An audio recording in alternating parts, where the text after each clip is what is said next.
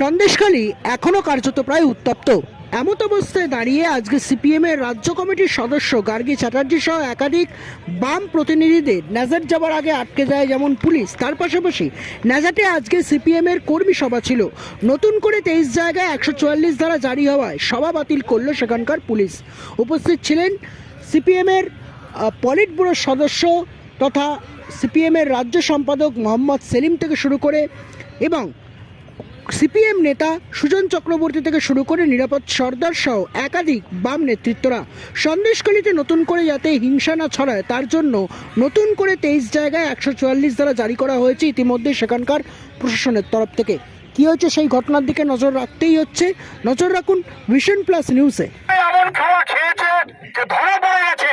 কেউ বলছিলেন শাহজাহান, একা শাহজাহান না, শাহজাহান শিবু সহ পরপর বাহিনী। কোন ধর্ম বড় কথা না, এরা লুঠেরার দল এবং এদের মাথার পিছনে সবচাইতে বড় প্রশ্রয় দিয়েছে তৃণমূল, আর তার পিছনে মদত জুগিয়েছে বিজেপি। এ নিয়ে কোনো সন্দেহ নেই।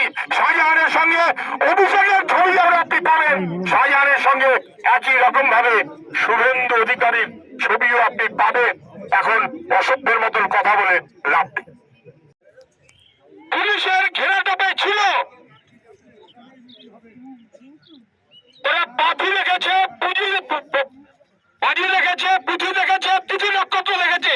কোন একটা সময়তে ঘোষণা করলো যে গ্রেপ্তার করেছি। পুলিশের তদারকিতেই ছিল। পুলিশ আজকে গ্রেপ্তার দেখিয়ে ভেবেছে মানুষ বুঝি শান্ত হয়ে যাবে। এর পিছনে কে? এর পিছনে আরো কারা? এর সঙ্গে অভিষেক ব্যানার্জির সম্পর্কের মাঝখানে আরো যারা আছে, সরকার সহ আরো যারা আছে, ওই একেবারে বালু মল্লিকের বাহিনী সহ কাউকে ছেড়ে দেওয়া যাবে না। সন্দেশখালীর প্রত্যেকটি গ্রামে 2 1 3 করে এরকম লুটেরার বাহিনী আছে, তবে কাউকে ছাড়া যাবে না।